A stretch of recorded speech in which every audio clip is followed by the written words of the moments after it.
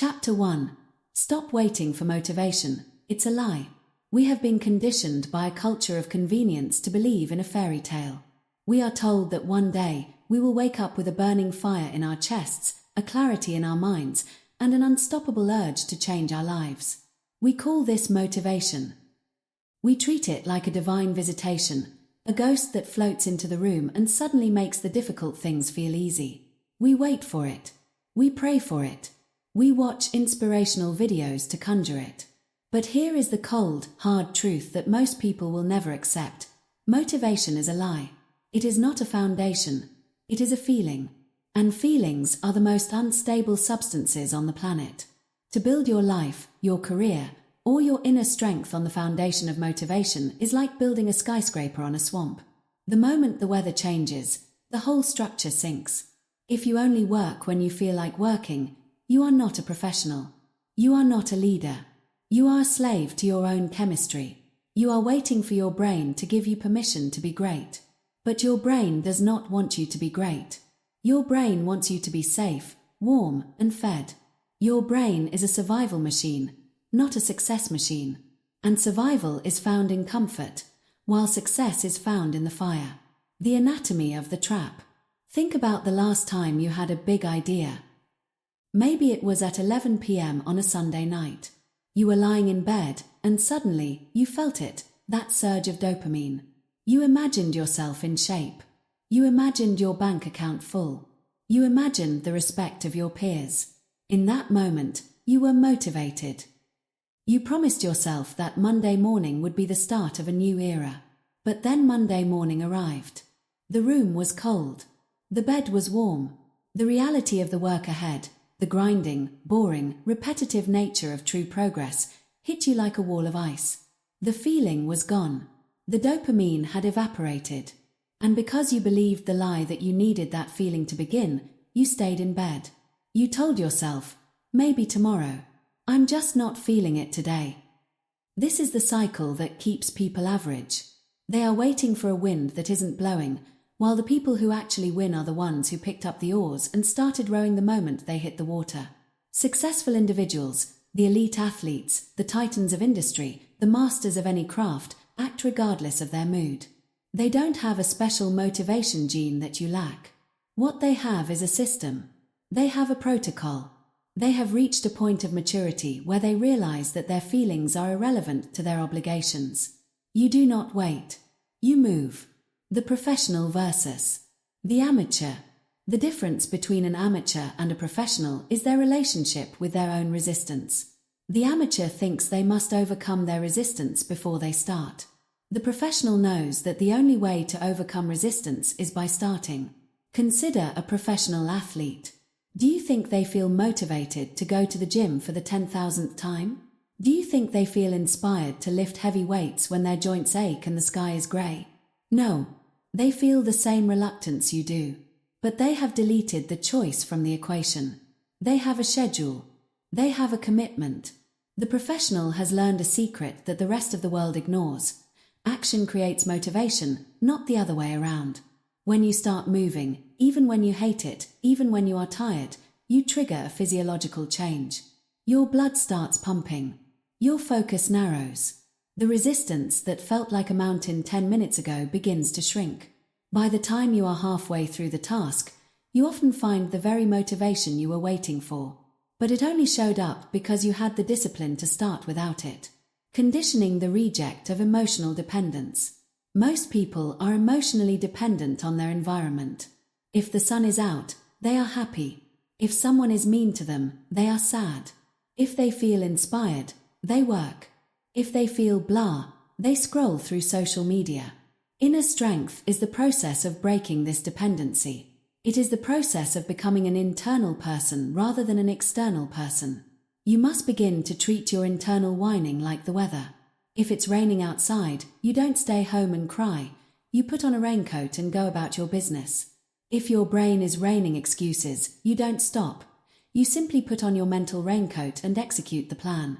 Listen to the voice in your head. It will tell you, you're tired. You didn't sleep well. You'll be more productive if you start tomorrow.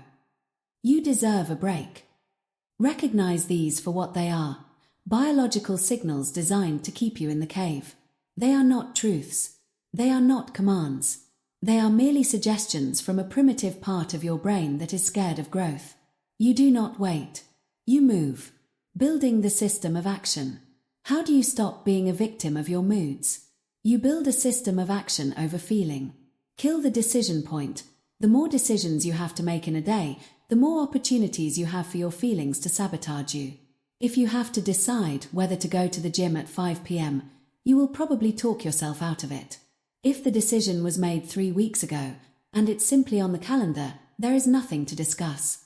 The 5-second rule: the moment you know you have to do something, you have a 5-second window before your brain starts generating excuses.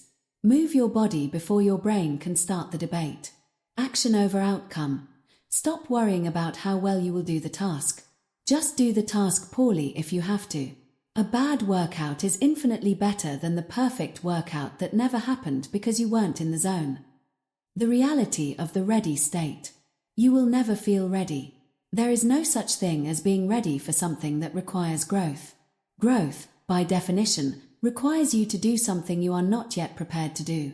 The people you admire, the ones who seem to have it all figured out, they didn't wait until they were ready.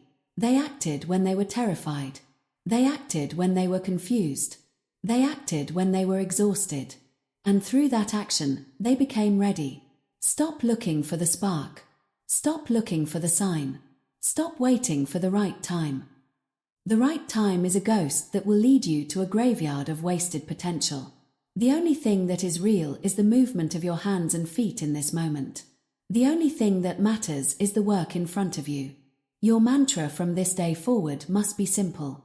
It must be cold. It must be absolute. When the alarm goes off, you do not wait. You move. When the task is hard, you do not wait.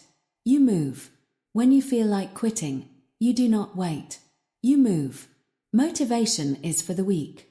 Discipline is for the strong. Reject the lie. Embrace the grind. The inner strength you seek is not found in a feeling. It is found in the refusal to let a feeling stop you. Chapter 2. Comfort is the enemy you protect. We live in the most comfortable era in the history of the human race. We have climate-controlled rooms, food delivered to our doorsteps with the swipe of a finger, and endless entertainment designed to keep us sedated and smiling. We are the most pampered generation to ever walk the earth. And yet, we are the most anxious, the most depressed, and the most unfulfilled. Why? Because the very thing we spend our entire lives pursuing, comfort, is the very thing that is killing our spirit. We have been brainwashed into believing that the goal of life is to remove all friction. We think that if we can just make things easy enough, if we can just find enough work-life balance, if we can just avoid enough stress, we will finally be happy. But the human soul was not designed for a life of ease. It was designed for a life of expansion. And expansion is impossible without the presence of resistance. Comfort is a slow death. Every time you choose the easy path over the necessary one, a part of your potential withers away. Every time you protect your comfort zone, you are actually building a wall between yourself and the person you are capable of becoming. You think you are protecting yourself from pain, but you are actually protecting yourself from growth. The biology of the trap. Our ancestors survived because they were biologically programmed to seek comfort. In a world of predators, famine, and harsh winters, finding a warm cave and a steady supply of calories meant the difference between life and death. Our brains developed a safety-first operating system. This system is designed to conserve energy and avoid risk at all costs. But we no longer live in a world of saber-toothed tigers and starvation. We live in a world of abundance. Our biological survival mechanism has become a modern-day liability. Your brain still thinks that sitting on the couch and eating high-calorie food while watching television is a win because you are safe and conserving energy. Your brain is telling you to stay under the covers when the alarm goes off because the air outside the blanket is cold and dangerous. You are fighting an internal battle against a part of your brain that is millions of years old. If you want to develop inner strength, you must realize that your biological urge for comfort is no longer your friend. It is your captor. It is a biological ghost from a world that no longer exists, trying to keep you small so that you can stay safe. But what are you staying safe for? Are you staying safe so you can reach the end of your life without a single scar, but also without a single victory?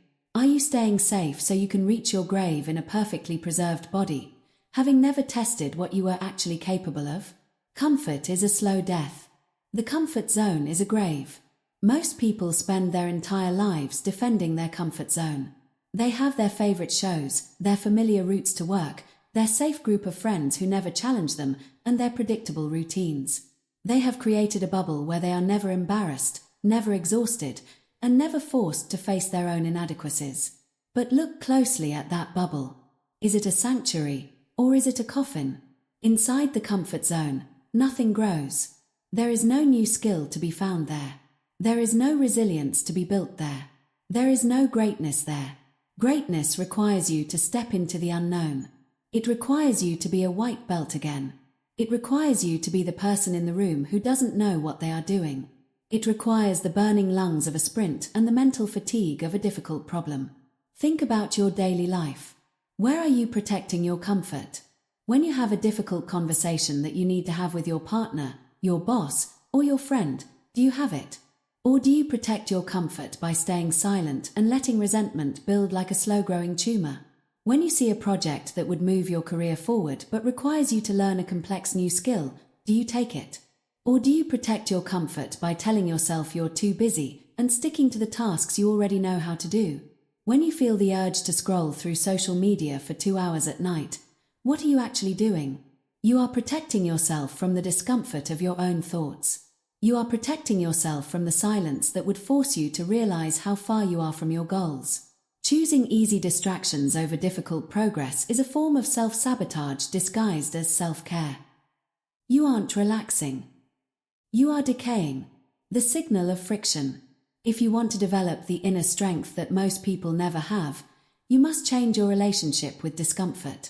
Most people see discomfort as a stop sign. When things get hard, when they feel awkward, or when they feel tired, they interpret that feeling as a signal that something is wrong. They think, this doesn't feel good, so I should stop. The disciplined mind sees discomfort as a go sign.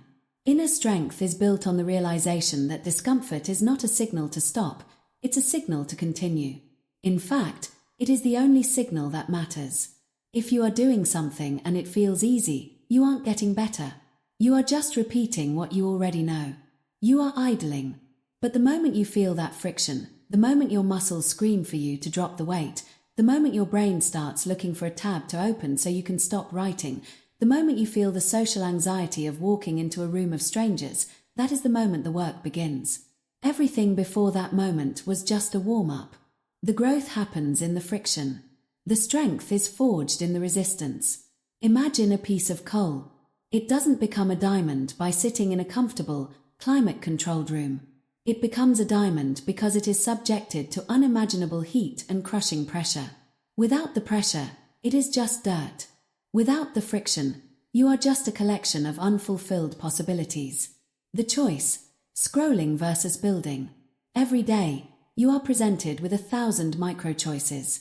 These choices seem small, but they are the bricks that build the house of your life. On one side, you have the easy choice.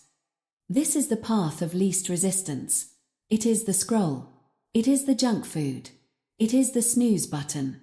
It is the I'll do it tomorrow mentality. These choices offer immediate gratification.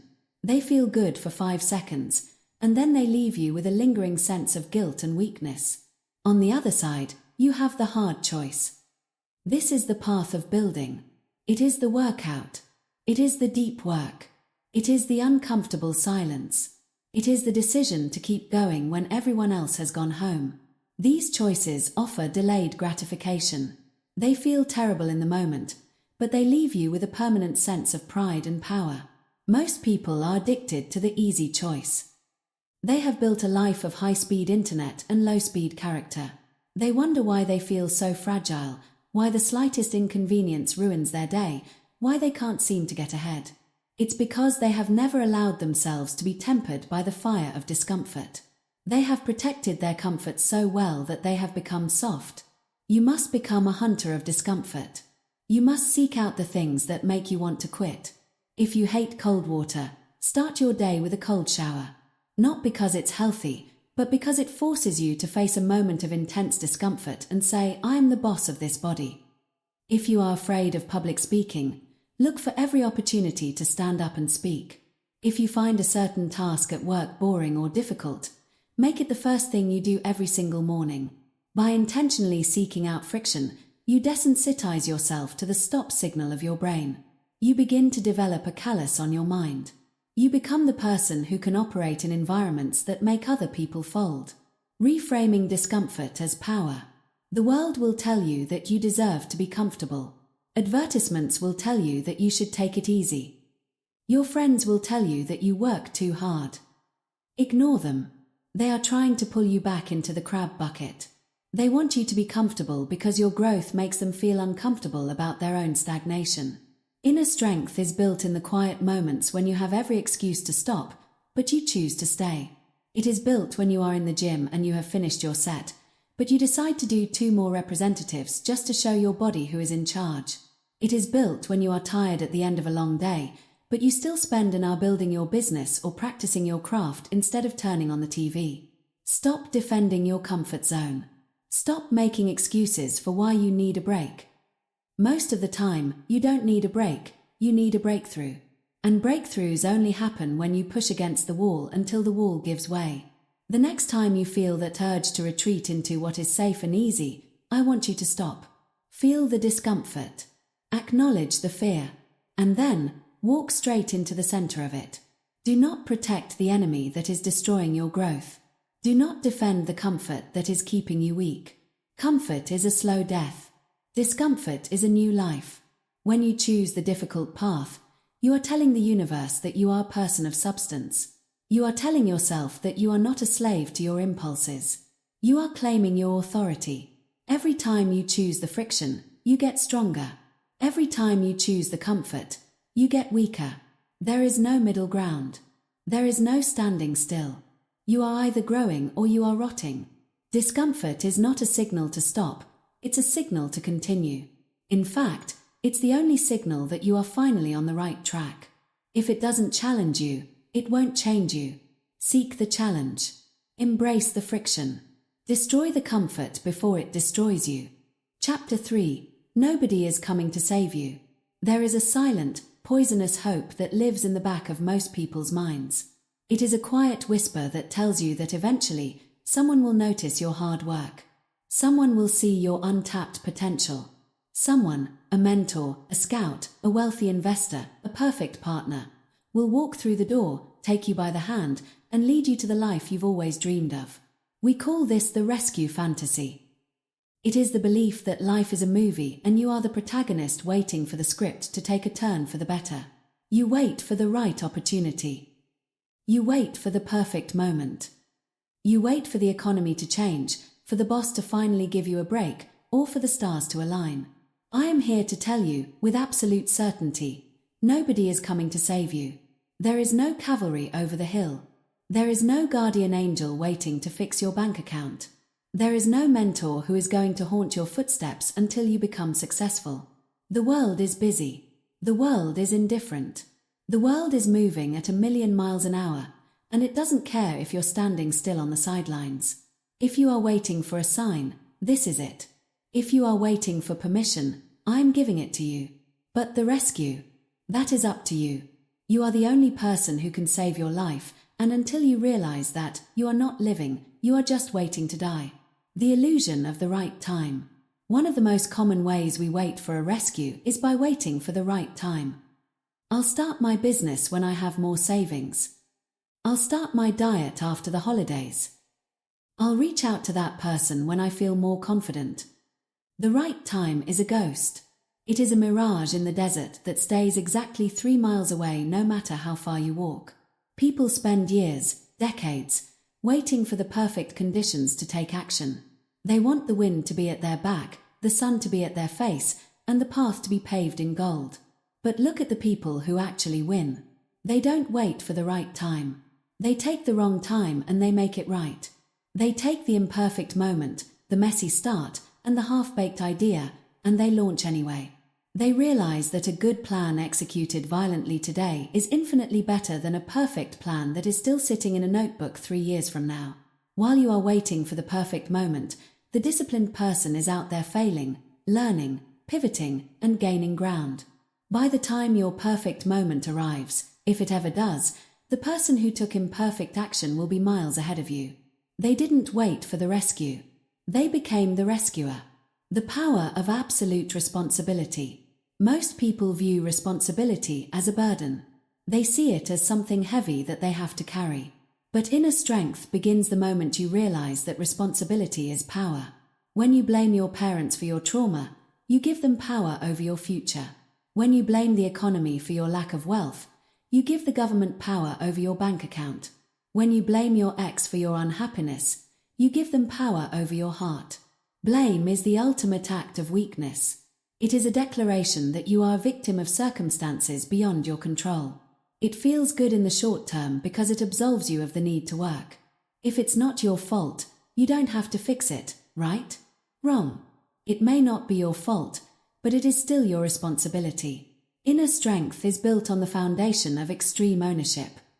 It is the radical decision to say, everything in my life is my responsibility. If I am out of shape, it's my fault. If I am broke, it's my fault. If I am lonely, it's my fault. And because it's my fault, I am the only one with the power to change it. The moment you stop looking for someone to blame, you start looking for a way to win. You stop being a passenger in your own life and you get into the driver's seat. The road might be rough and you might get lost, but at least you're the one holding the wheel. Responsibility is power. Excuses are chains. The mentor myth. In our culture, we have romanticized the idea of the mentor. We see movies where a wise old man takes a young, struggling student and teaches them the secrets of the universe. Because of this, many people sit around waiting for a mentor to find them. They think they can't start until they have someone to show them the way. Here is the truth. Mentors don't find people who are sitting on the couch waiting to be discovered. Mentors find people who are already running. Mentors find people who are working so hard and moving so fast that they've already made a name for themselves.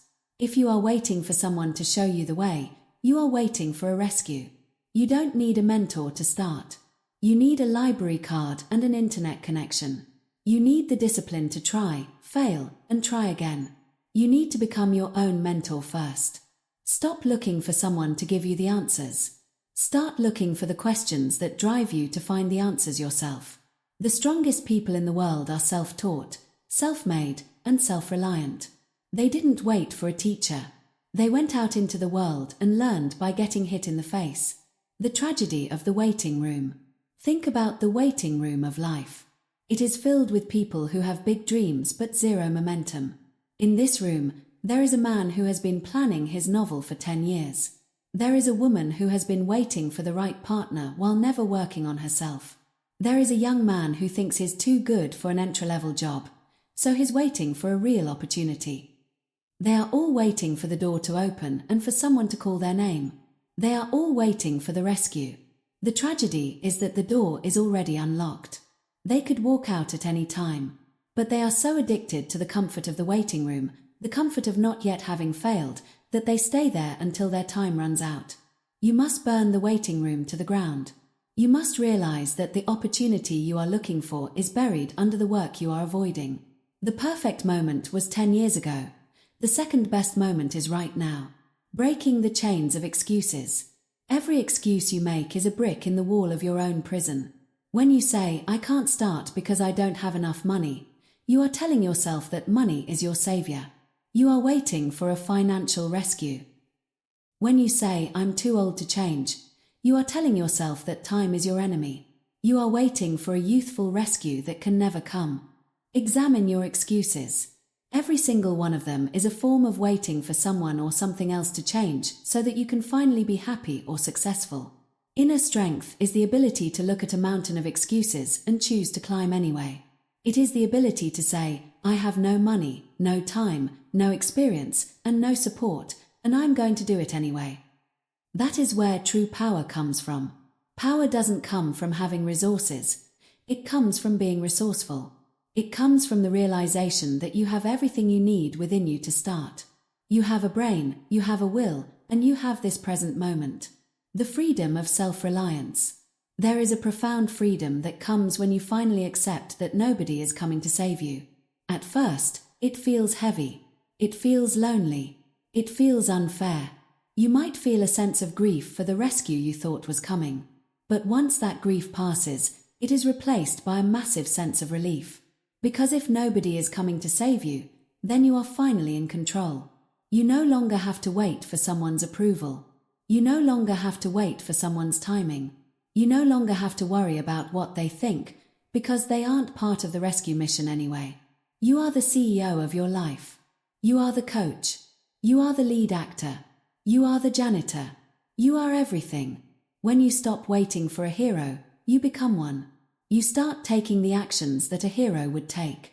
You start waking up early because that's what a hero does. You start speaking the truth because that's what a hero does. You start pushing through the pain because that's what a hero does. The inner strength most people never develop is the strength of absolute self-reliance. It is the quiet, calm confidence of a person who knows that no matter what happens, no matter if the economy crashes, no matter if their friends leave them, no matter if they lose everything, they will be okay. Because they know how to save themselves. The final realization. Stop looking at the door. Stop checking your email for the big break. Stop waiting for the perfect person to enter your life and fix your broken pieces. You are not a project that needs to be finished by someone else. You are a force of nature that needs to be unleashed. If you are broke, go make money. If you are lonely, go be a friend. If you are ignorant, go read a book. If you are weak, go lift something heavy. The rescue mission is over. It failed. The cavalry isn't coming. The mentor is busy. The government doesn't care. Good. Now you can finally begin. Responsibility is power. Excuses are chains. Stand up. Dust yourself off. Look at the horizon. You are the only person who can get you there. Now, get to work. Chapter 4. Control your mind or be controlled by it. Your mind is a dangerous neighborhood. If you wander through it without a plan, without a weapon, and without a sense of direction, it will rob you of your potential. It will beat you down with doubt, distract you with shiny toys, and leave you shivering in the corner of your own life. Most people believe they are the authors of their thoughts. They believe that because a voice is speaking inside their head, that voice must be them. They treat every impulse, every flash of anger, and every whisper of insecurity as an absolute truth. But you are not your thoughts. You are not your thoughts. You are what you choose to do with them. Until you understand this distinction, you are not a free person. You are a biological puppet being pulled by the strings of ancient evolutionary fears and modern chemical triggers. To develop the inner strength most people never have, you must stop being the puppet and start being the puppeteer. You must learn to sit in the seat of the observer and watch your mind perform without letting it drive the car. The resident saboteur. Imagine you had a roommate who lived in your house for free. This roommate follows you into every room. They whisper in your ear while you're trying to work. They tell you that you aren't good enough. They remind you of that embarrassing thing you said 3 years ago. When you try to start a new project, they tell you it's going to fail. When someone cuts you off in traffic, they scream for you to retaliate.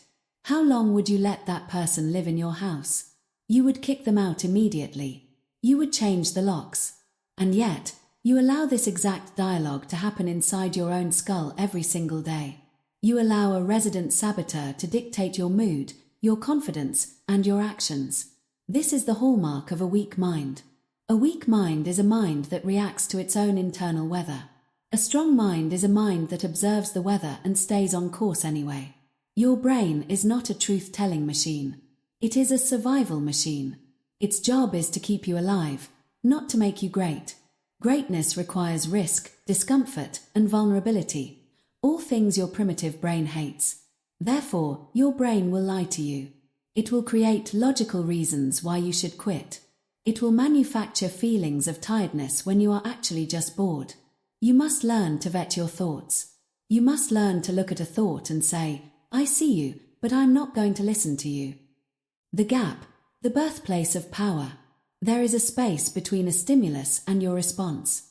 Someone insults you, stimulus.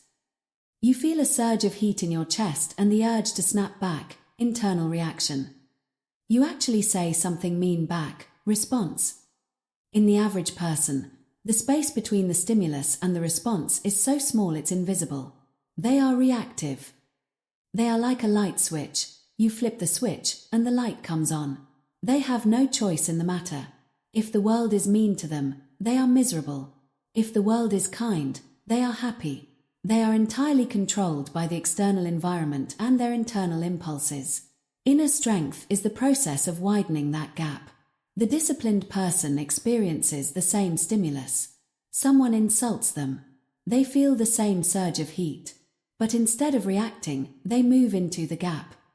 They observe the heat. They observe the impulse to yell. And they ask themselves, is reacting to this person useful? Does it move me toward my goals? Does it align with the person I want to be? In that split second of observation, the power shifts. The emotion is no longer in charge. The logic is, the person who can stay calm while their mind is screaming for war is the person who has mastered themselves. You are not your thoughts. You are what you choose to do with them. The poison of impulsivity. We live in an age of impulsivity. We are trained by our devices to react instantly. A notification pings. We look. An email arrives. We answer. A thought of a cheeseburger crosses our mind. We order it. Every time you give in to an impulse, you weaken the muscle of your will. Every time you react instead of responding, you are training your brain to be a servant of the moment. Inner strength is built by saying no to the impulse. This starts with the small things. When your phone vibrates, don't pick it up. Let it sit there. Feel the itch to check it, that uncomfortable, nagging urge, and simply watch it. Don't fight it. Just observe it. After a minute or two, the itch will fade. You have just won a micro battle for your own mind. When you are fasting and you feel hunger, don't rush to the fridge. Observe the hunger. Realize that it is just a chemical signal, not an emergency. When you are working and you feel the urge to open a new tab and check the news, stay on the page. If you cannot control your hand to stay off your phone, how can you expect to control your mind when life falls apart? How can you expect to stay calm in a crisis if you can't even stay focused during a boring task? The discipline of silence. One of the greatest expressions of mental control is silence. The weak person feels the need to fill every silence. They feel the need to defend themselves against every criticism. They feel the need to explain their actions to people who don't matter. When they are angry, they leak that anger out through their mouth, saying things they will later regret, losing their leverage and their dignity. Silence is a tool of the strong. Silence allows you to process information without the interference of your ego. When someone is trying to provoke you, your silence is a shield. It shows them that they have no power over your emotional state. It shows them that your gap is wide and your control is absolute. Practice silence. Practice listening more than you speak. Practice not having the last word. When you feel a burning desire to prove someone wrong or to vent your frustrations, choose silence. Feel the pressure of the words wanting to come out and hold them back. This is inner strength in its most literal form, the strength to hold back the tide of your own impulses. You are not your emotions. Just as you are not your thoughts, you are not your emotions. Emotions are like the weather. A storm comes in, the wind blows, the rain falls. But the mountain does not become the storm. The mountain stays the mountain. The storm eventually passes. People who lack inner strength become their emotions. If they feel sad, they are sad. They wrap their entire identity around the feeling. They say, I am depressed, or I am an angry person. The person of strength says, I am experiencing a feeling of sadness right now, or I am noticing a surge of anger. This linguistic shift is vital. By identifying as the observer of the emotion rather than the emotion itself, you create the distance necessary to manage it. You realize that a feeling is just a temporary state of the body. It is a collection of hormones and electrical signals.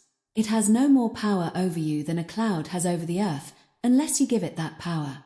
Mental sovereignty. To have inner strength is to have mental sovereignty. It means you are the king or queen of your internal kingdom. In a kingdom, there are many voices.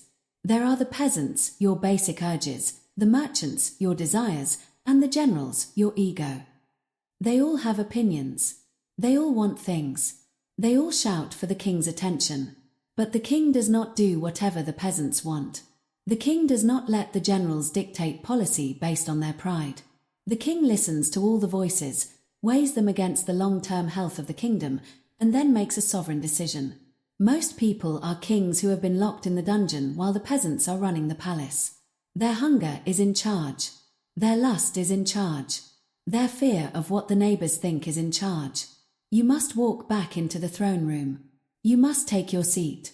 When a thought of fear comes to you, you say, "I hear you, fear.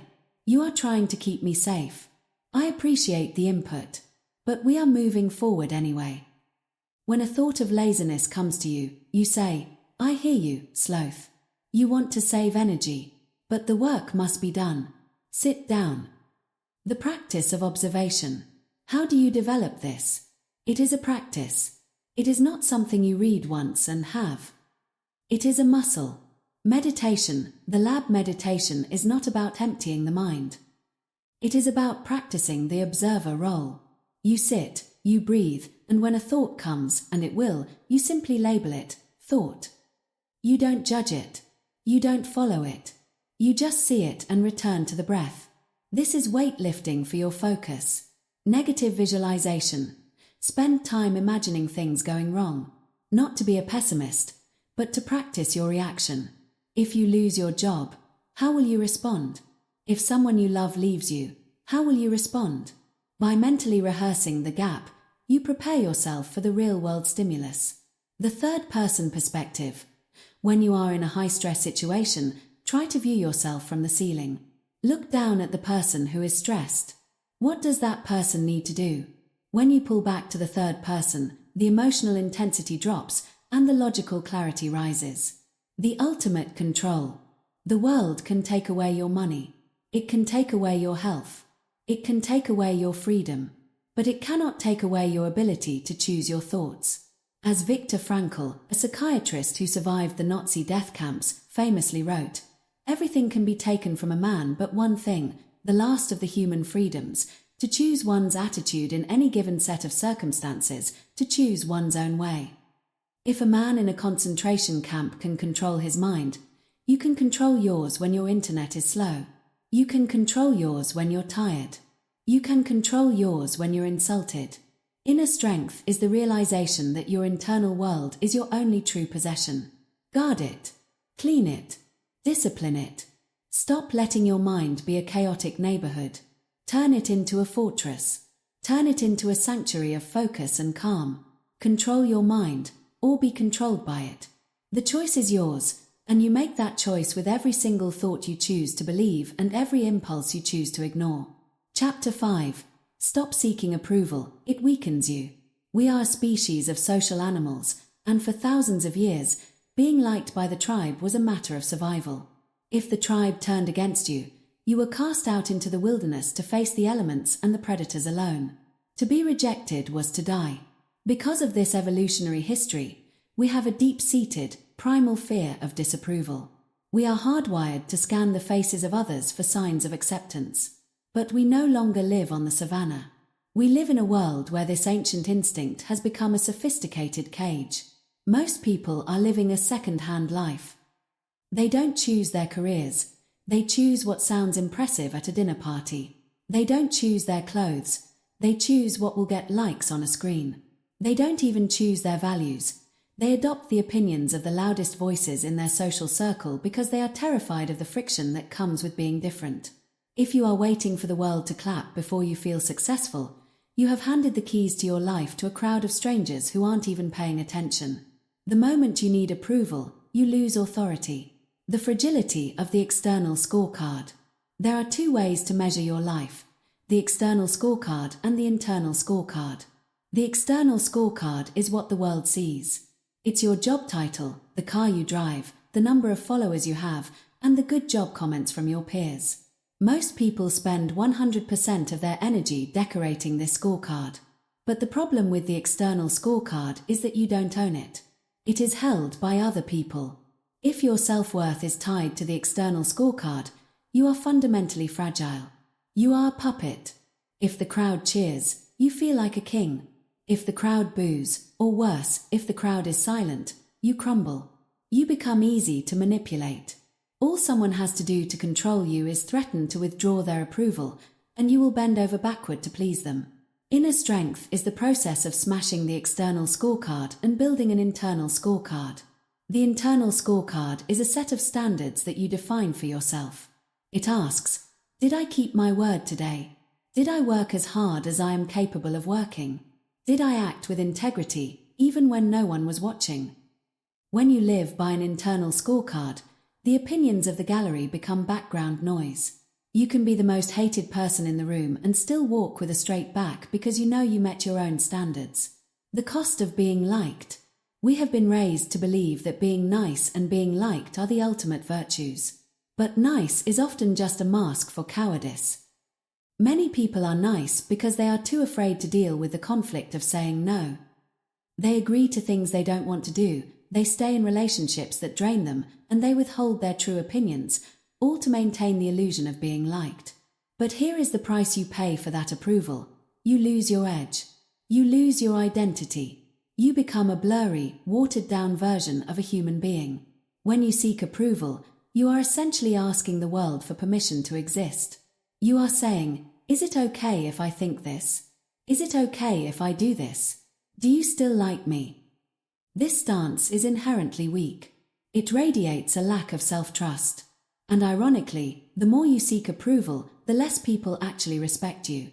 People are drawn to strength, and there is nothing less strong than a person who is constantly checking the room to see if they're doing it right. The moment you need approval, you lose authority. The approval trap in action. Think about the decisions you've made in the last 5 years. How many of them were truly yours? Think about the person who stays in a high-paying but soul-crushing job because they can't bear the thought of their parents or their friends seeing them fail. They are sacrificing 40 hours a week of their finite life to buy the approval of people who aren't even living that life with them. Think about the entrepreneur who has a brilliant, disruptive idea but waters it down because they're afraid of the industry experts laughing at them. They choose the safety of the status quo over the risk of greatness. Think about the person who wants to speak up against an injustice or an absurdity they see in their community, but stays silent because they don't want to be cancelled or unfollowed. In every one of these cases, the need for approval has acted as a filter that removes all the greatness, all the truth, and all the courage from the person's life. What is left is a polite, acceptable, and utterly mediocre existence. The audience doesn't care. One of the most liberating realizations you will ever have is this. Nobody is thinking about you as much as you think they are. We spend our lives worrying about what they will think, but they are far too busy worrying about what you think of them. Everyone is the protagonist of their own movie. To them, you are just a background character who appears for 3 seconds in one scene. You are ruining your life to impress people who are currently staring at their own reflections in their phone screens. You are suppressing your truth to avoid the judgment of people who will forget what you did 5 minutes after you do it. When you realize that most people's judgment is just a fleeting thought born of their own insecurities, it loses its power. The crowd is not a judge, it's a distraction. Their approval is not a prize, it's a leash. How to build immunity to approval. Building inner strength requires you to intentionally divorce the crowd. It requires you to build a tolerance for being misunderstood, being disliked, and being alone. 1. Practice social friction. Start small. Do things that are slightly uncool or awkward just to prove to your nervous system that you won't die. Wear something you like but that isn't in style. Eat alone at a restaurant without looking at your phone to look busy. Express a minor opinion that you know someone in the room will disagree with. The goal isn't to be a jerk. The goal is to experience the hit of disapproval and realize that you are still standing. You are training your brain to decouple disapproval from danger. 2. Define your own win. If you don't define what a successful day looks like, the world will define it for you. Write down your internal scorecard. What are the 3 things that, if you do them, make you a success regardless of what anyone says? Maybe it's, I did the work I promised myself I would do. I told the truth. I handled my emotions with discipline. If you hit those 3, and the whole world hates you, you still won. If you fail those 3, and the whole world claps for you, you still lost. 3. Recognize manipulation. When someone says, I'm disappointed in you, or that's not like you, or what will people think, your internal alarm should go off. These are the tools of the approval-based control system. People use these phrases to pull you back into the herd. When you hear them, smile and stay the course. You do not owe anyone an explanation for being yourself. The moment you start explaining, you are seeking approval. Silence is the ultimate statement of authority. The authority of the self-validated. The people who change the world, the innovators, the rebels, the true leaders, are always the people who stopped seeking approval long ago. When Steve Jobs was building products, he didn't ask focus groups what they wanted. He knew that the crowd doesn't know what it wants until you show it to them. He had an internal scorecard for design and utility. When Marcus Aurelius sat in his tent on the edges of the Roman Empire, he wrote to himself in his meditations about the futility of fame. He realized that the people who praise you today will be dead tomorrow, and so will you. Therefore, the only thing that matters is the quality of your character in the present moment. When you stop needing approval, something miraculous happens. You actually become more effective. Because you aren't worried about being liked, you can tell the truth. Because you aren't worried about being liked, you can make the hard decisions that others are too afraid to make. Because you aren't worried about being liked, you have a level of focus that the people pleasers can never attain. Paradoxically, when you stop seeking approval, people begin to follow you. They recognize the rare scent of a person who is self-governed. They see someone who isn't for sale, and they are drawn to that strength like a moth to a flame. The final freedom. The inner strength most people never develop is the strength to be the villain in someone else's story. You cannot live a great life without being misunderstood by some and disliked by others. If everyone likes you, it means you aren't doing anything important. It means you are playing it so safe that you've become invisible. Inner strength is the ability to look at someone who is judging you and feel nothing. Not anger. Not the need to defend yourself. Just a calm, detached recognition that their opinion is their business, and your life is your business. The moment you need approval, you lose authority. Take your authority back. Tear up the external scorecard. Stop asking for permission. The only good job that matters is the one you say to yourself when you look in the mirror at the end of the night. Build your own standards. Live by your own light. And let the world think what it wants. They're going to do it anyway. You might as well be free while they do. Chapter 6. Do the hard things first. Most people start their day with a lie. They wake up, look at their to-do list, and they pick the easiest, most comfortable task first. They tell themselves they are warming up. They check their emails. They tidy their desk. They return a few non-urgent messages. They call this clearing the decks so they can focus on the big project later. But later never comes. Or, if it does come, it arrives when your energy is depleted, your willpower is spent, and your brain is looking for any excuse to shut down for the night. This habit is not productivity. It is cowardice disguised as planning. It is a form of internal weakness that allows the most important parts of your life to be held hostage by your fear of discomfort. If you want to develop the inner strength that separates the leaders from the followers, you must adopt a new law for your life. Hard first. Easy later. Always. The weight of the unfinished. There is a psychological phenomenon known as the Zeigarnik effect. It states that the human brain remembers uncompleted or interrupted tasks much more vividly than completed ones. When you have a difficult, high-stakes task hanging over your head, your brain creates an open loop. Even while you are doing easy things, like scrolling through your inbox or sitting in a pointless meeting, that difficult task is running in the background of your mind like a heavy software program draining a laptop battery. It creates a subtle, persistent radiation of stress. It makes your coffee taste less bold. It makes your conversations feel strained. It follows you like a shadow. By the time 3 p.m. rolls around and you finally decide to tackle the hard thing, You are already mentally exhausted from the weight of carrying it all day. The person of inner strength understands that energy management is more important than time management. They know that the hard thing is a monster that grows larger every hour you refuse to face it. At 8 a.m., the monster is small enough to be killed. By 4 p.m., it has grown into a giant that can knock you off your feet. Hard first. Easy later. Always. Procrastination is not laziness. We often label procrastination as laziness, but that is a misunderstanding. Lazy people simply don't want to work. Procrastinators often work very hard, they just work on the wrong things. They do productive procrastination. They clean the whole house to avoid writing one page of a book. They research for 20 hours to avoid making one 5-minute sales call. Procrastination is actually an emotional regulation problem. It is an avoidant response to the feelings associated with a task, fear of failure, fear of judgment, or the sheer discomfort of intense mental effort. When you delay the hard thing, you aren't being lazy, you are being a coward. You are letting your emotions dictate your schedule. You are telling your goals that they are less important than your temporary comfort. Inner strength is the ability to look at that fear, acknowledge the knot in your stomach, and move toward it anyway.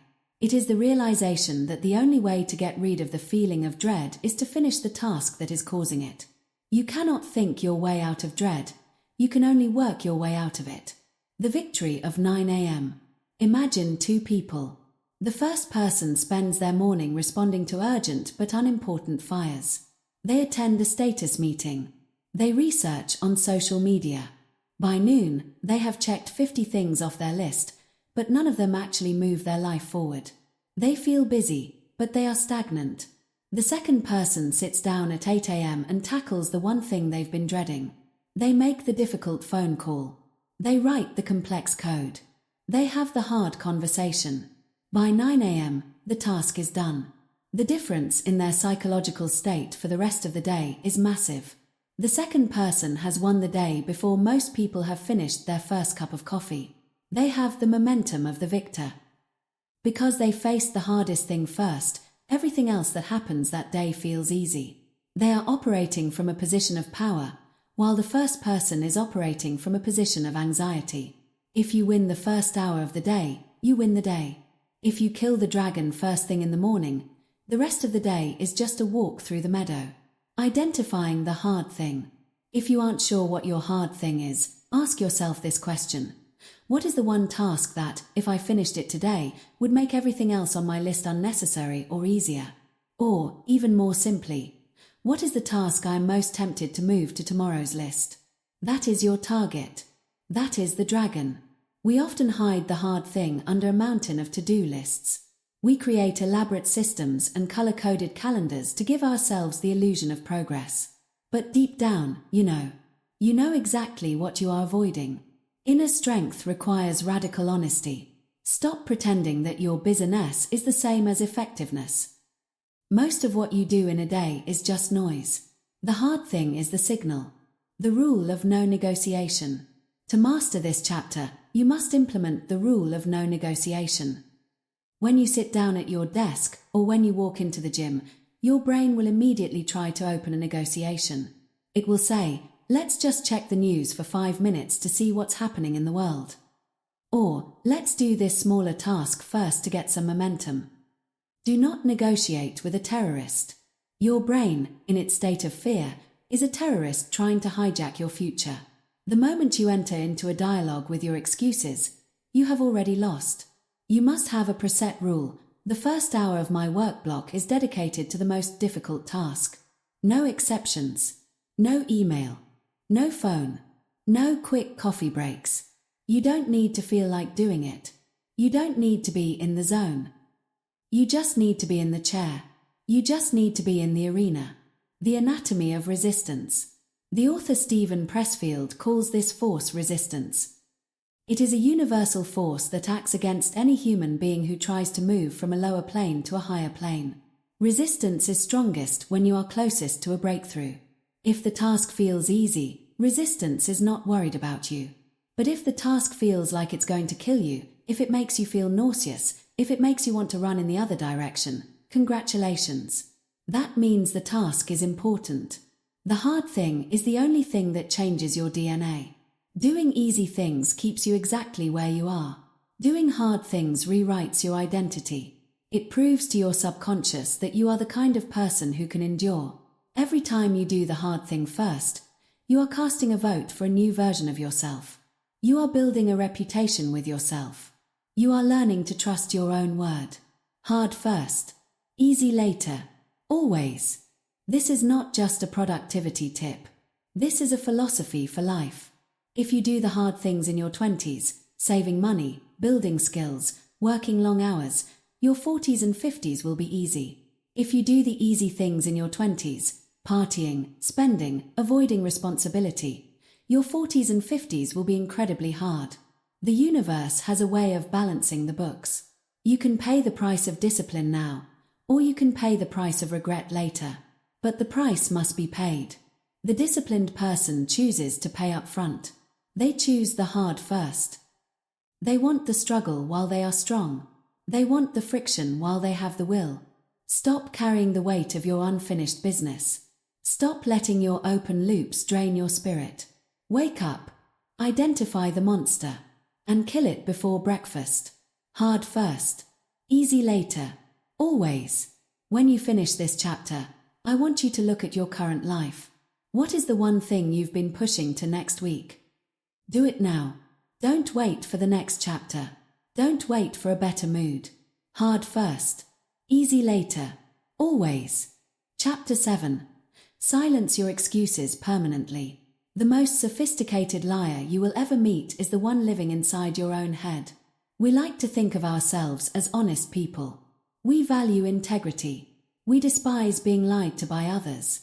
But every single day, we lie to ourselves with a level of creativity and persistence that would put a professional con artist to shame. We call these lies excuses. An excuse is a mechanism that the ego uses to protect itself from the pain of being average. It is a story we tell to bridge the gap between who we are and who we know we should be. If you fail to do the work and you don't have an excuse, you have to face the cold, hard truth. You lacked the discipline. That hurts. That damages your self-image. But if you fail to do the work and you do have an excuse, I was too busy, the economy is down, I didn't have the right tools, then the failure isn't your fault. The excuse acts as a psychological buffer. It allows you to fail while keeping your ego intact. But here is the problem. You cannot fix what you excuse. Every time you justify a failure, you ensure that it will happen again. You are essentially telling your brain that the reason is more powerful than your will. You are training yourself to be a victim of circumstances rather than a master of them. If you want to develop inner strength, you must learn to silence your excuses permanently. Not just the bad ones. All of them. Especially the ones that sound like the truth. The internal lawyer. Inside your mind, there is an internal lawyer. This lawyer is brilliant. Their only client is your comfort, and their only job is to defend your stagnation. When the alarm goes off and you don't want to get up, the internal lawyer presents a closing argument. You stayed up late working. Your body needs recovery. If you sleep an extra hour, you'll actually be more productive later. When you know you should make that difficult sales call, the internal lawyer whispers, "It's too late in the day. They're probably busy. You should wait until Monday morning so you have a fresh start." The internal lawyer is so dangerous because they use logic to justify cowardice. They take a tiny grain of truth, yes, you might be tired, and they use it to build a wall of justification that keeps you from your goals. Inner strength is the ability to disbar your internal lawyer. It is the ability to hear the logical reason to quit and say, "That may be true, but it is irrelevant." The mission remains the same. The 3 great deceptions. Most excuses fall into 3 categories. These are the big 3 lies that keep the world in a state of mediocrity. 1. I don't have time. This is the most common lie in human history. We all have the same 24 hours as the billionaire, the Olympic athlete, and the person working 3 jobs while raising a family. When you say, "I don't have time," what you are actually saying is, "This is not a priority." If I offered you $10 million to find 2 hours today to work on your business, you would find the time. You would skip the TV, you would wake up earlier, you would eat lunch at your desk. The time exists. Your desire does not. Stop saying you don't have time. Start saying it's not a priority for me right now. Notice how that feels. If you say, my health is not a priority for me right now, it sounds ugly. It sounds wrong. That's because it is wrong. Stripping away the time excuse forces you to face your own choices. 2. I'm too tired. Energy is not a fixed resource that you run out of like gas in a car. Energy is often a state of mind. Have you ever been exhausted at the end of a workday, barely able to move, and then a friend calls with tickets to your favorite show or a beautiful person asks you out? Suddenly, you have all the energy in the world. Your tiredness is often just a lack of excitement or a lack of discipline. The body will always try to conserve energy. If you listen to your body, you will stay on the couch forever. Disciplined people don't wait to feel energetic to act. They act, and the action generates the energy. 3. I'm not ready, I don't know how. This is the excuse of the perfectionist, the most polite form of cowardice. You tell yourself you need one more course, one more book, or one more month of planning. The truth is that you will never feel ready. Readiness is a myth. You learn how to swim by getting in the water, not by reading about buoyancy. The I don't know how excuse is silenced the moment you take the first messy, imperfect step. Excuses are patterns, not truths. If you look back at your life, you will see that you have favorite excuses. You have a go-to story that you tell whenever things get difficult. Maybe your favorite excuse is your upbringing. Maybe it's your personality type. I'm just not an extrovert. Maybe it's your health. These stories feel like truths because you have repeated them for years. But they are just patterns. They are mental grooves that you have worn into your brain through repetition. Inner strength is the process of recognizing the pattern the moment it starts. When you feel the words I can't because forming in your throat, you must treat them like a physical threat. Disciplined people override these patterns instantly. They don't debate with the excuse. They don't try to refute the excuse. They simply acknowledge that the excuse exists and then they do the work anyway. If you are tired, do it tired.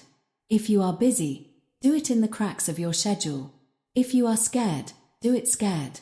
Excuses don't solve problems. Action does. The language of power. The way you speak to yourself determines the level of your strength. Weak people use the language of externalities. Strong people use the language of sovereignty. The weak person says, I couldn't work out because my boss kept me late. I didn't eat well because there were no healthy options at the party. I'm late because traffic was terrible. Notice how, in every one of these sentences, the person is a victim. The boss, the party, and the traffic are in control. The person has no agency. The strong person says, I chose to work late and prioritized my job over my workout. I chose to eat the junk food because I didn't plan ahead. I am late because I didn't leave early enough to account for traffic. This language is harder to hear. It's meaner to yourself. But it is the only language that leads to power. When you own the failure, you own the solution. If the traffic is the reason you're late, you're helpless. If you are the reason you're late, you can fix it tomorrow. Responsibility is power. Excuses are chains. The 24-hour no excuse challenge. To silence your excuses permanently, you must first become aware of how many you actually make. I challenge you to go the next 24 hours without uttering a single excuse. To anyone, including yourself. If you are 5 minutes late to a meeting, do not mention the traffic. Do not mention your kids. Do not mention your slow computer. Walk in, say I apologize for being late, and sit down. If you don't finish a task on time, don't explain why. Just say, I didn't get it done. I will have it by 5 p.m. When you remove their explanation, you feel a strange sense of vulnerability.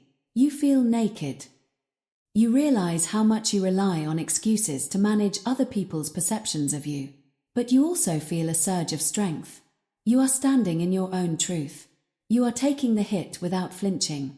This practice builds a callus of accountability. It teaches you that you don't need the world to understand why you failed. You just need to succeed next time. Silence the excuses of others. Your inner strength will also be tested by the excuses of the people around you. We live in a culture of commiseration. When someone makes an excuse, the social norm is to agree with them. If your friend says, "I wanted to go to the gym, but I was just so exhausted," the nice response is to say, "I totally get it, you've been working so hard." By doing this, you are helping your friend stay weak. And by surrounding yourself with people who accept your excuses, you are ensuring your own stagnation. Strong people do not want their excuses accepted. They want to be held to a higher standard. You need people in your life who will look you in the eye and say, "I don't care that you're tired. You said you were going to do it. Do it." And you must be that person for yourself. You must become your own harshest, but fairest, judge. The finality of action. There is no problem in your life that will be solved by a better excuse. You can have the most valid, heartbreaking, and logical reason in the world for why you haven't reached your goals. People might even cry for you. They might sympathize with you. They might give you a pass. But at the end of the day, the goal will still be unreached. The bank account will still be empty. The body will still be weak. The dream will still be a fantasy. Excuses don't solve problems. Action does. The world doesn't pay you for your reasons. It pays you for your results. The universe doesn't care about your why, it cares about your what. What did you do today? Not what did you plan to do. Not what did you want to do. What did you actually do? If you want to join the 1% of people who have true inner strength, you must leave the island of excuses. You must burn the boats. You must accept that from this moment forward, your reasons mean nothing. When you feel the urge to explain away your failure, stop. When you feel the urge to blame the weather, the government, or your genetics, stop. Take a breath. Own the situation. And move. The silence that follows a silenced excuse is where your power lives. It is the quiet, heavy realization that your life is entirely in your hands. It is terrifying. And it is the only place where greatness can begin. Excuses don't solve problems. Action does. Chapter 8. Build discipline in small, ruthless steps. We are a culture obsessed with the Big Bang. We love the montage in the movie where the protagonist transforms their entire life in 3 minutes of upbeat music. We love the idea of the quantum leap, the overnight success, and the massive overhaul. We wait for a new year, a new month, or a new me to suddenly emerge from the ashes of our old habits. But true inner strength, the kind that survives a crisis, the kind that builds empires, the kind that commands respect, is never built in a dramatic burst. Inner strength is built in the mundane. It is built in the microscopic choices that no one else sees and no one else claps for. It is the result of 1,000 tiny, boring, insignificant victories piled on top of each other until they become a mountain. If you try to change everything at once, you will change nothing. The weight of a total life transformation is too heavy for a weak mind to carry. You will drop it, you will feel like a failure, and you will retreat even further into your comfort zone. To become the person you want to be, you must stop looking for the giant leap and start taking small, ruthless steps. The trap of intensity over consistency. Most people mistake intensity for discipline. Intensity is going to the gym for 4 hours on a Monday because you feel guilty about your weekend. Consistency is going for 45 minutes every single day, regardless of how you feel. Intensity is writing 10,000 words in a weekend and then not touching your manuscript for a month. Consistency is writing 500 words every morning before the sun comes up. Intensity is easy because it is fueled by emotion, by guilt, by a temporary burst of motivation, or by a sudden fear of failure. But as we learned in Chapter 1, motivation is a lie. When the intensity fades, the amateur stops. The disciplined person understands that small wins, repeated daily, create an unstoppable momentum. Think of your discipline like a brick wall. You don't try to build the wall all at once. You don't just throw 1,000 bricks into a pile and hope they stay. You lay one brick as perfectly as a brick can be laid. And you do it again the next day. And the next. After a week, you don't have much. After a month, people might not even notice. But after a year, you have a fortress. Small wins. Every day. No negotiation. The concept of the no negotiation zone. The reason most people fail to build discipline is that they are constantly negotiating with themselves. They wake up and the negotiator starts. Well, it's raining outside, so maybe we should skip the run today and do it twice as long tomorrow. Or, I've had a really stressful day at work, so I deserve to skip my reading and just watch some TV. The moment you enter into a negotiation with your comfort, you have already lost. You are treating your goals like a suggestion rather than a command. Inner strength is built by creating a no-negotiation zone. These are the small, ruthless steps that are non-negotiable. They happen regardless of the weather, your mood, your schedule, or your feelings. Think of it like brushing your teeth. You don't wake up and have a 30-minute debate about whether you have the energy to brush your teeth. You don't check your motivation levels. You just do it because it is a non-negotiable part of your identity. You must take the most important habits of your life and move them into the no-negotiation zone. Waking up on the first alarm. No negotiation. The first 30 minutes of your day dedicated to your craft. No negotiation. Tidying your space before you sleep. No negotiation. When you remove the choice, you remove the friction. When you remove the friction, you save your mental energy for the work that actually matters. Training the subconscious. Every time you take a small, ruthless step, every time you do what you said you would do, even when it's small, you are sending a signal to your subconscious. You are telling yourself, I'm a person who keeps my word.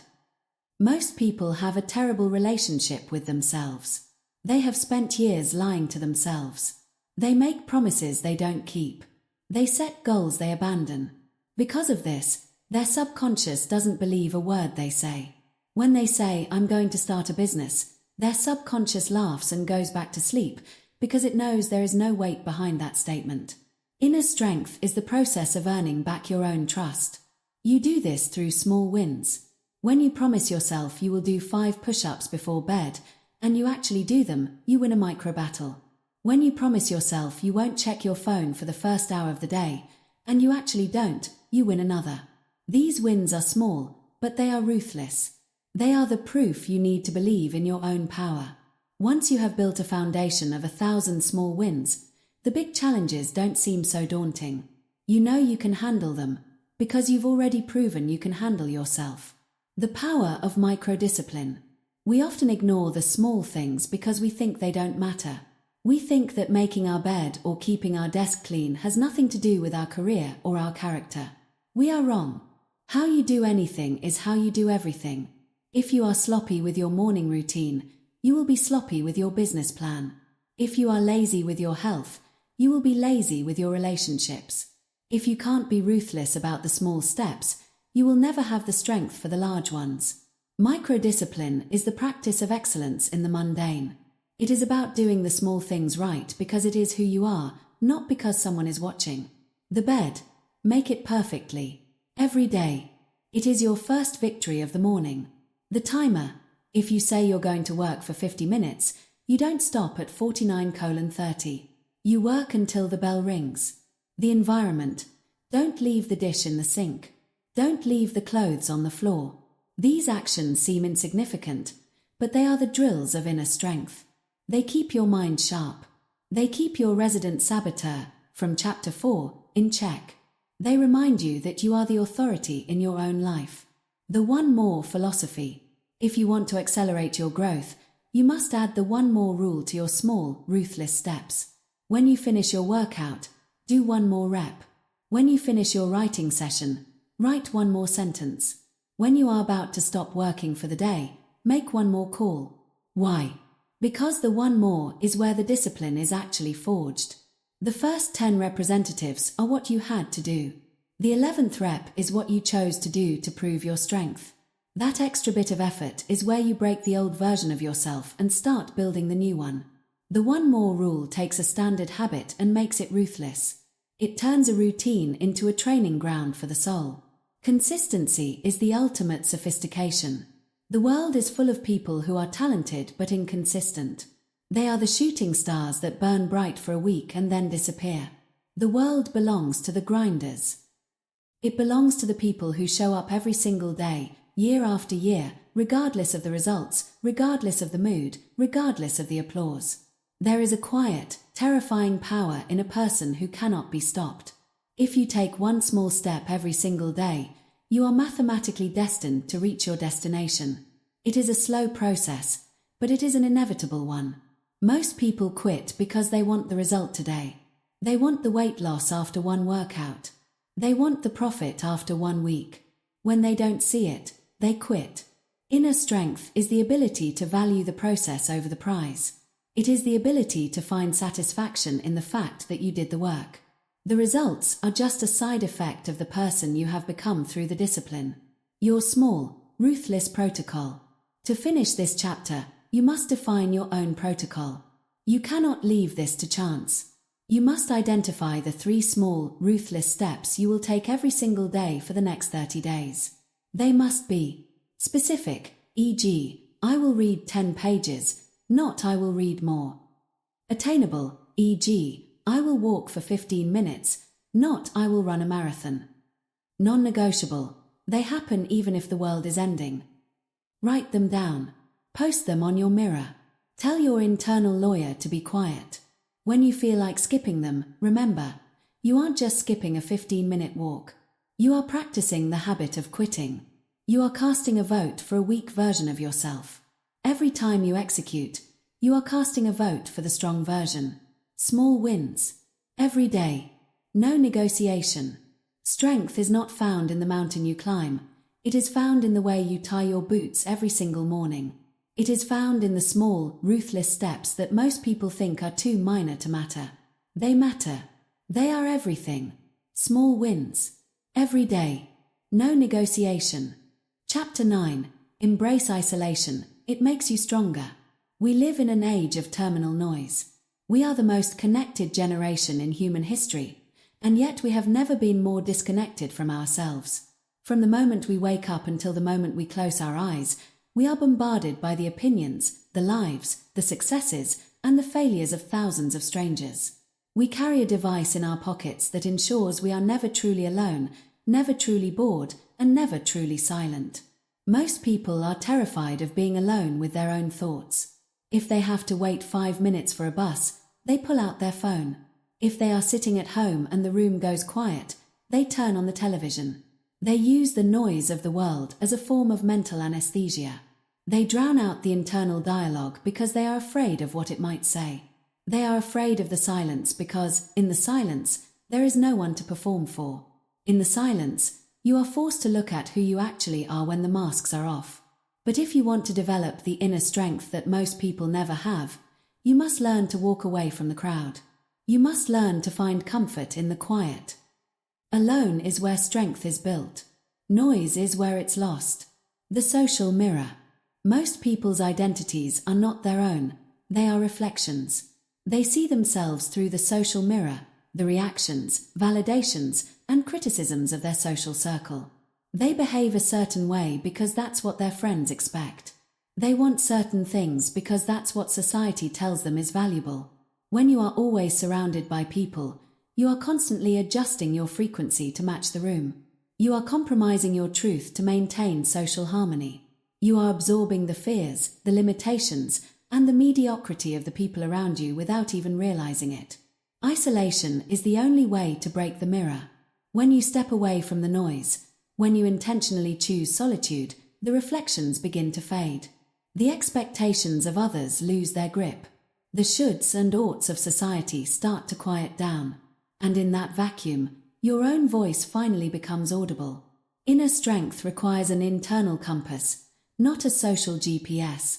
But you cannot hear your compass when the world is screaming in your ear.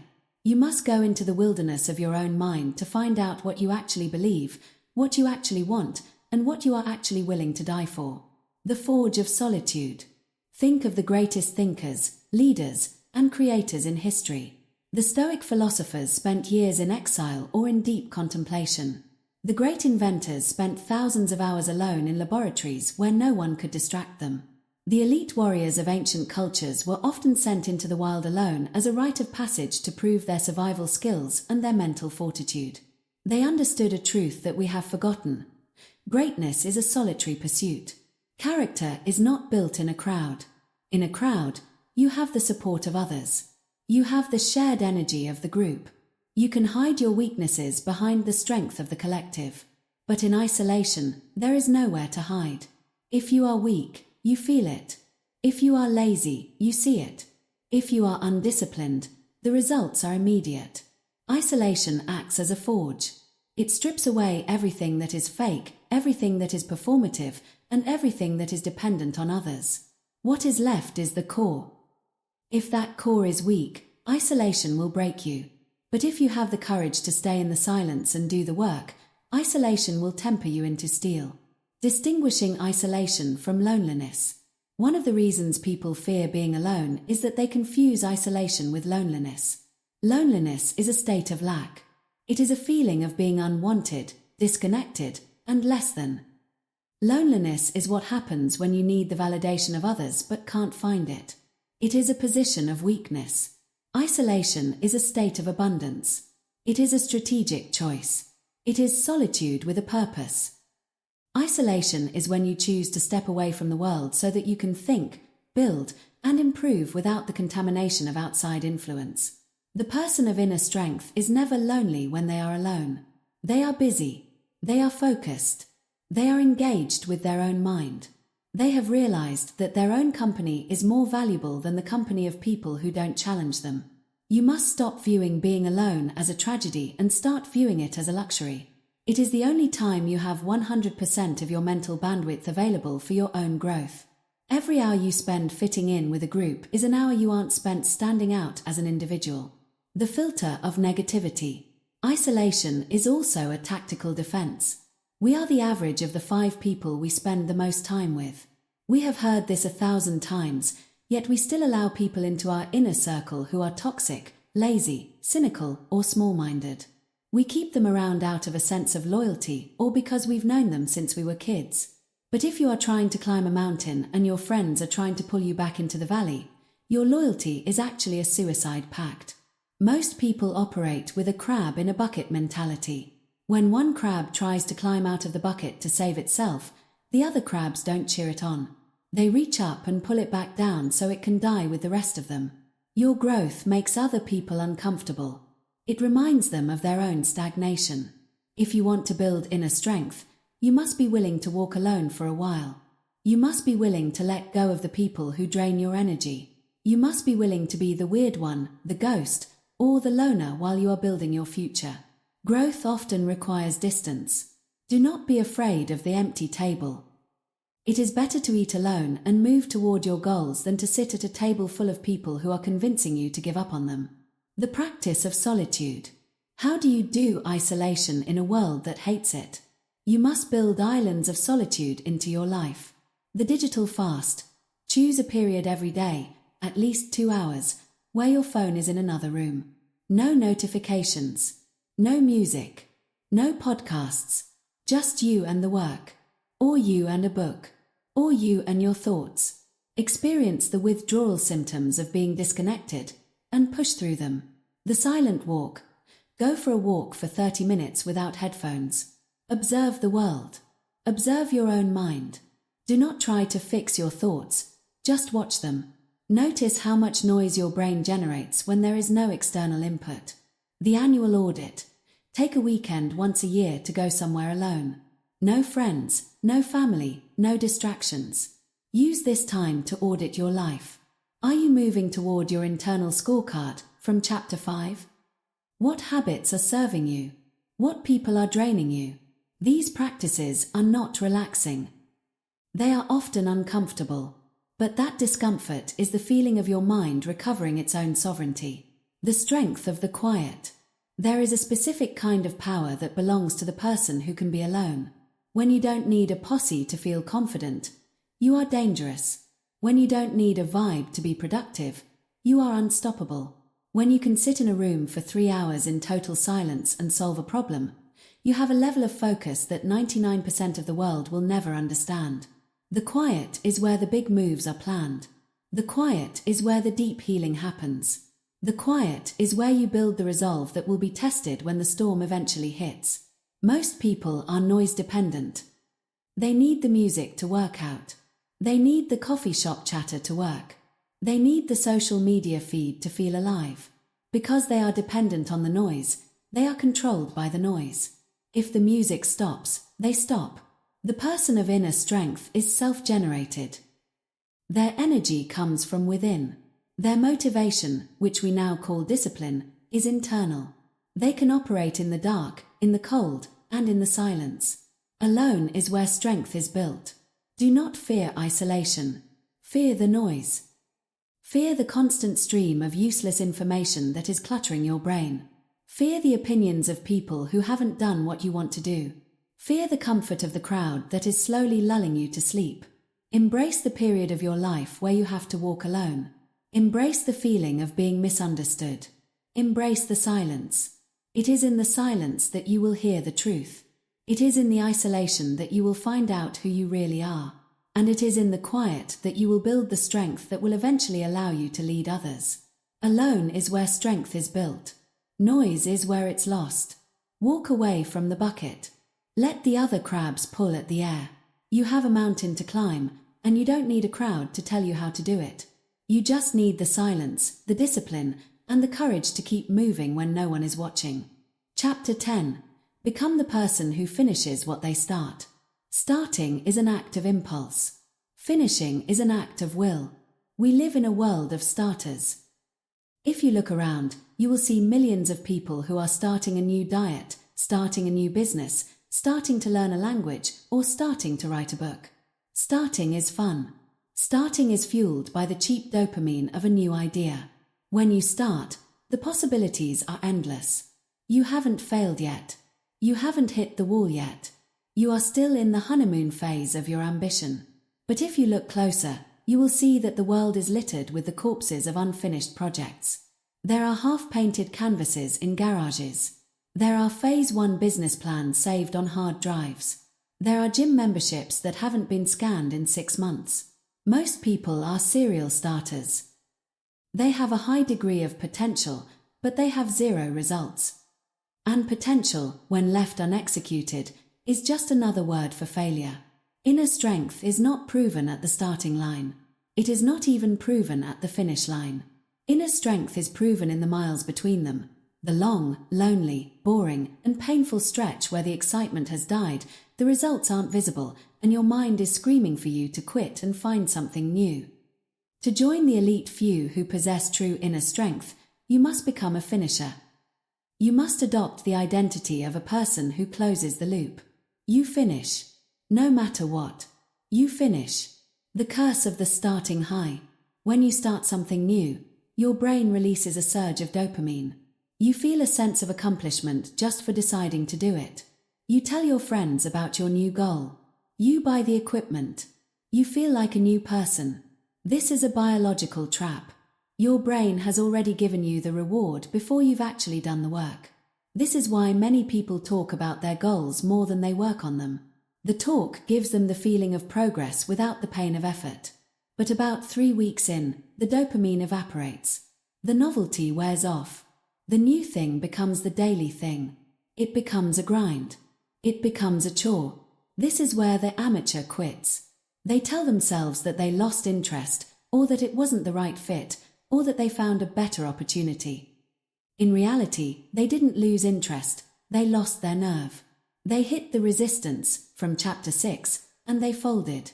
They retreated back to the starting line of a different project so they could get that starting high all over again. They spend their entire lives in a loop of day ones, never reaching day 1000. The psychology of the middle miles. In any long-term endeavor, whether it's a marriage, a career, or a fitness journey, there is a period called the dip or the middle miles. In a marathon, the first few miles are easy. The crowd is cheering and your legs are fresh. The last mile is manageable because you can see the finish line. But the miles from 13 to 22 are the middle miles. The crowd is gone. Your body is depleted. The finish line is still hours away. Everything in your biology is telling you that this is a mistake. This is where the soul is tested. The person of inner strength understands that the middle miles are the only miles that matter. This is where the competition is eliminated. This is where the starters are separated from the winners.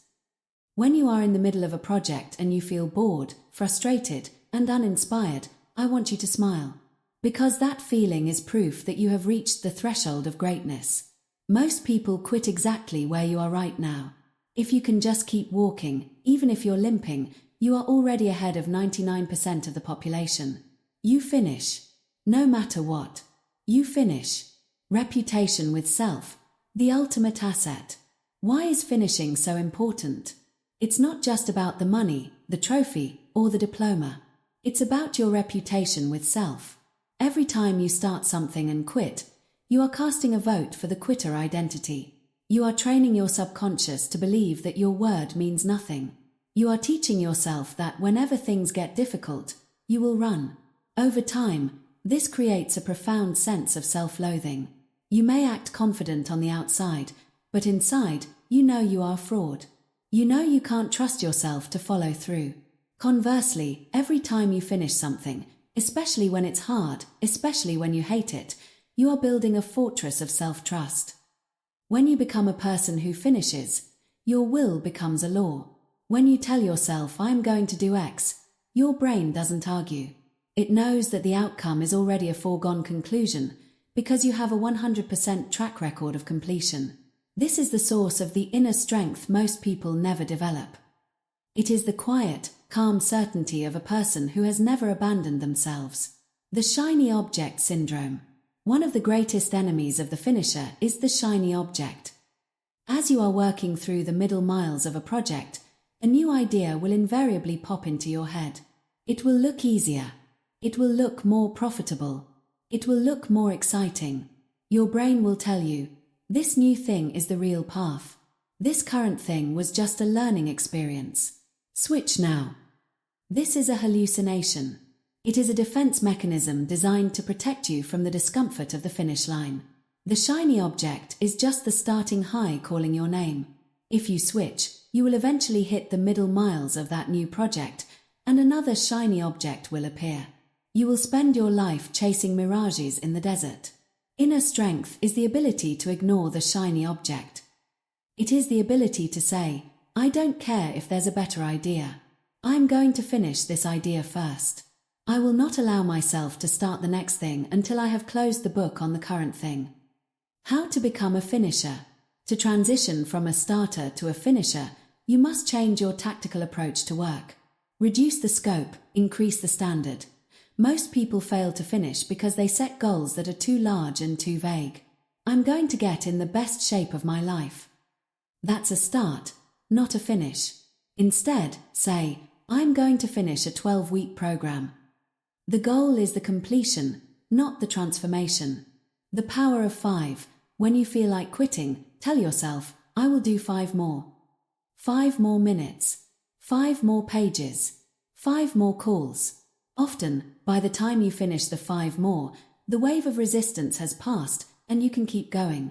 Burn the ships. Make it harder to quit than to continue. If you're writing a book, tell your audience the release date.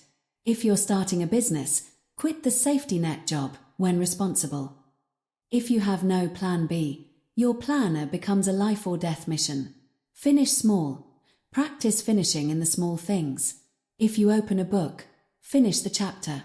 If you start a meal, finish the dishes. If you start a workout, finish the last set. Build the finishing muscle in the mundane so it is ready for the monumental. The completion of the soul.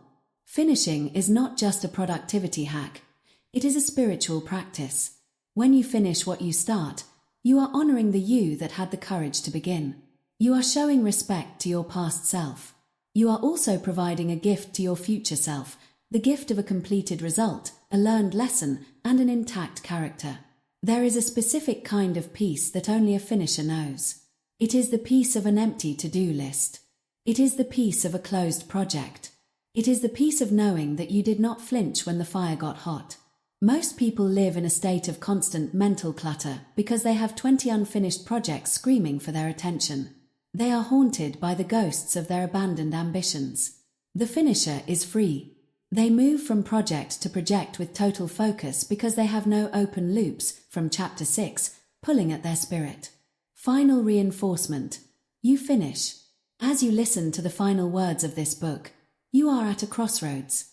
By reaching this point, you have already proven that you have more finishing power than the thousands of people who saw the title, perhaps even started chapter 1, and then got distracted by a notification or a shiny object. You have finished this book. That is a win. But the book is not the end. The book is just the map. The real starting line is the moment you stop listening.